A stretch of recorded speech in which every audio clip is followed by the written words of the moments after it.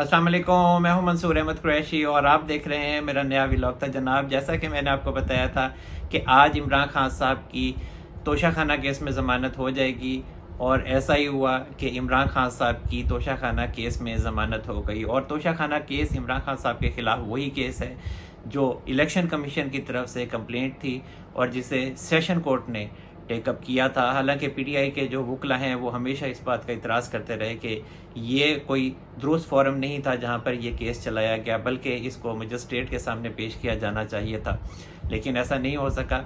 और दूसरी तरफ इमरान खान साहब के ख़िलाफ़ ये वही तोशा खाना केस है जिसमें जो सेशन कोर्ट के जो जज हैं हुमायूं दिलावर साहब, उन्होंने इमरान खान साहब को जुर्म साबित होने पर 3 साल कैद की सज़ा सुनाई थी। और इमरान खान साहब जो हैं वो इस केस में करप्ट प्रैक्टिसेस के मुर्तकिब पाए गए थे। झूठे गोश्तवारे जमा करवाने के हवाले से भी उनका जुर्म साबित हुआ था और अगर वो जो जुर्माना है वो अदा नहीं करते 1 लाख रुपए, तो उन्हें 6 महीने कैद की मज़ीद सज़ा भुगतने का कहा गया था।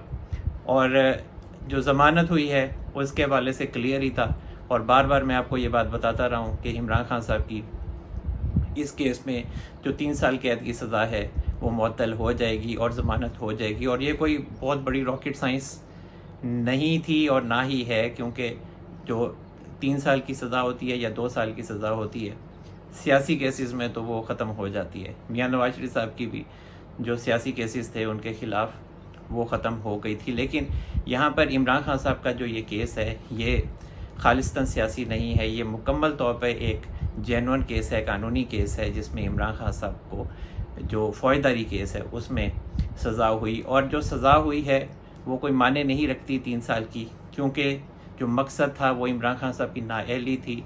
हालांकि जब ये 3 साल कैद की सज़ा सुनाई जाती है इलेक्शन एक्ट के तहत, 174 है इलेक्शन एक्ट का आर्टिकल, तो उसमें 3 साल कैद की सज़ा ही होती है, 1 लाख रुपए जुर्माना होता है। मैक्सिमम यही सज़ा हुमायूं दिलावर साहब इमरान खान साहब को दे सकते थे।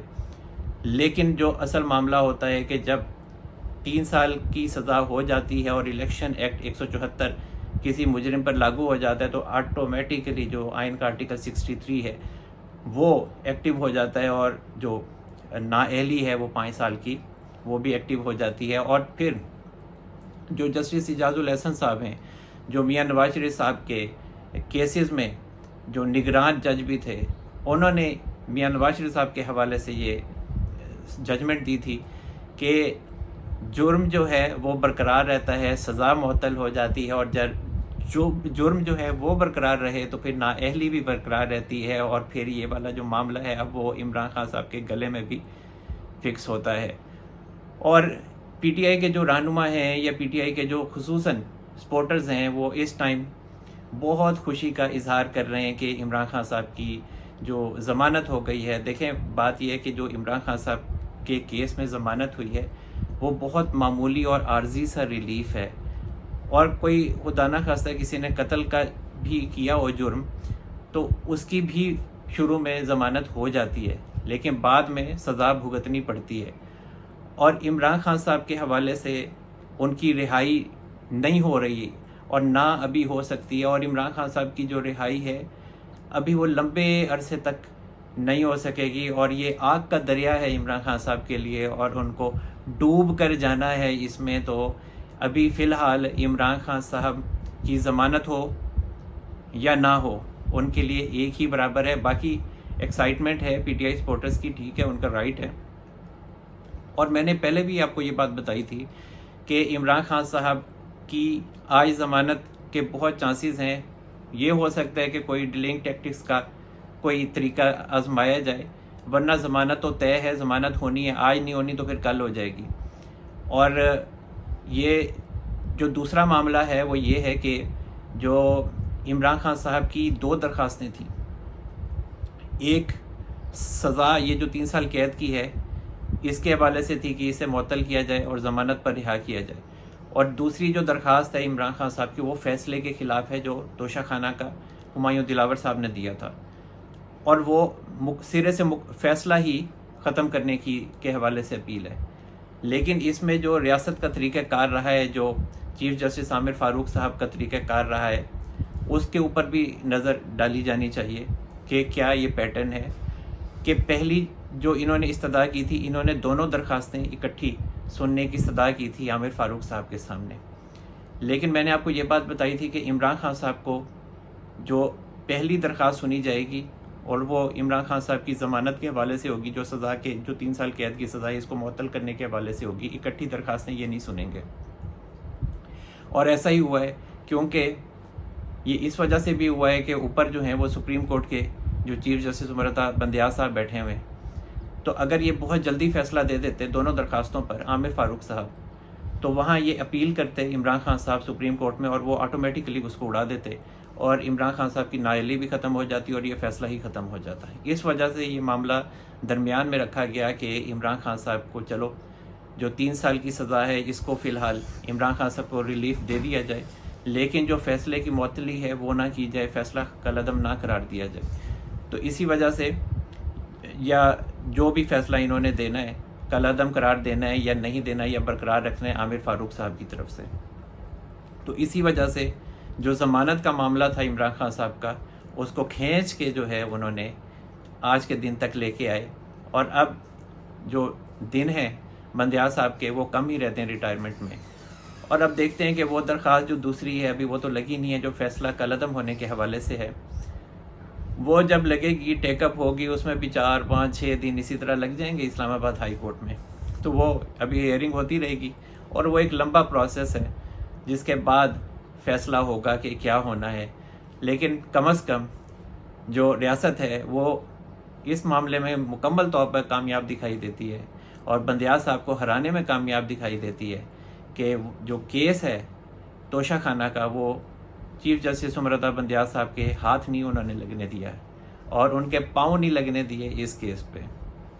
کیونکہ جو معاملہ ہے توشہ خانہ کا وہ ٹرائل کورٹ سے قانونی طور پر ایک طریقہ کار کے تحت وہ اسلام آباد ہائی کورٹ میں ہی آنا تھا. اور چیف جسٹس عمرتا بندیال صاحب نے ایک دفعہ ڈکٹیٹ کرنے کی کوشش کی اور پھر انہوں نے حال دیکھ ہی لیا کہ ان کی ڈکٹیشن کا کیا حال ہوا، کہ جمعے کو کیا، جمعرات کو کیا، سوموار کو بھی انہوں نے فیصلہ نہیں دیا اور ٹیوزڈے پہ لے کے گئے وہ. اور اب جب یہ سنیں گے عامر فاروق صاحب تو یہ فیصلہ معطل نہیں ہوگا، یہ ختم نہیں ہوگا یہ فیصلہ. اور دوسری طرف جو عمران خان صاحب کی رہائی کا معاملہ ہے اس حوالے سے بھی میں آپ کو یہ بتا چکا ہوں کہ عمران خان صاحب کی رہائی نہیں ہوگی. اور پہلے ہی میں نے آپ کو بتایا تھا کہ جو سائفر کا کیس ہے اس میں جو آفیشیل سیکرٹ ایکٹ 2023 ہے اس کا گزٹ نوٹیفیکیشن ہو چکا ہے اور عمران خان صاحب کے خلاف 15 اگست کو FIR درج ہوئی تھی FIA کے جو انسداد دہشت گردی ونگ ہے اس کی طرف سے. اور 15 اگست سے ہی جو FIA ہے اس نے جو آفیشیل سیکرٹ ایکٹ کی کورٹ ہے ابو الحسنات ذوالقرنین سے انہوں نے اجازت لے لی تھی اور جوڈیشل ریمانڈ لے لیا تھا عمران خان صاحب کا، گرفتاری ڈال دی گئی تھی. تو پھر اب عمران خان صاحب 30 اگست تک جوڈیشل ریمانڈ پر ہیں جو سائفر کیس ہے.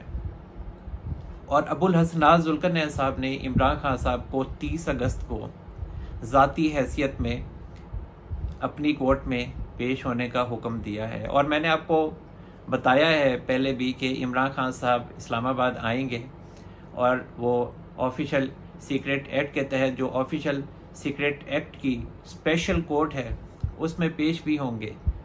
تو یہ PTI کے جو سپورٹرز ہیں وہ خوشی منانا بند کریں، کیونکہ جو پھنسا ہوا ہے بندہ اٹک جیل میں وہ وہیں پھنسے کا پھنسا ہی ہوا ہے، اس کی رہائی نہیں ہوئی ہے.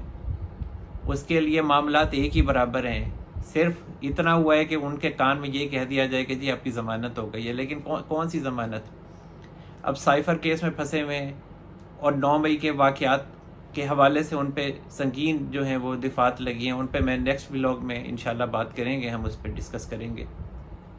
لیکن جو مشکلات ہیں وہ بہت زیادہ ہیں اور عمران خان صاحب نے بہت لمبا قانونی سفر طے کرنا ہے. لیکن جو سپورٹرز ہیں وہ بھی صبر کریں اور وقت سے پہلے مٹھائی نہیں کھائیں.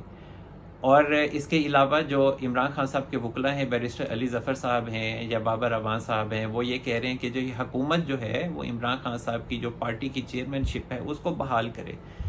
بھائی پارٹی کی چیئرمین شپ تو حکومت نے ختم کی نہیں، نہ معطل کی ہے۔ یہ جو فیصلہ ہے یہ تو الیکشن کمیشن کا ہے، اور الیکشن کمیشن نے تو ان کی چیئرمین شپ ختم نہیں کی ہے۔ آپ کو کس نے کہا ہے؟ آپ اپنے لوگوں کو کیوں بیوقوف بناتے ہیں کہ پارٹی کی چیئرمین شپ عمران خان صاحب کی ختم کر دی گئی ہے؟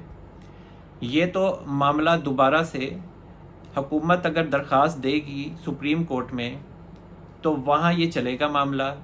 سپریم کورٹ پھر جو الیکشن کمیشن ہے اس کو کہے گی، تو اس کے بعد یہ چیئرمین شپ جو ہے عمران خان صاحب کی وہ ختم ہو سکتی ہے، کیونکہ میاں نواز شریف صاحب کے معاملے میں بھی جو ثاقب نثار صاحب تھے اس وقت کے جو چیف جسٹس تھے، انہوں نے یہ فیصلہ دیا تھا کہ چونکہ میاں نواز شریف صاحب سزا یافتہ ہیں، ان کی نااہلی ہو گئی ہے، تو پھر اب الیکشن کمیشن جو ہے وہ ان کی جو پارٹی صدارت ہے، جو چیئرمین شپ ہے، جو بھی جس چیز کے بھی وہ سربراہ ہیں اس کو ختم کر دیا جائے۔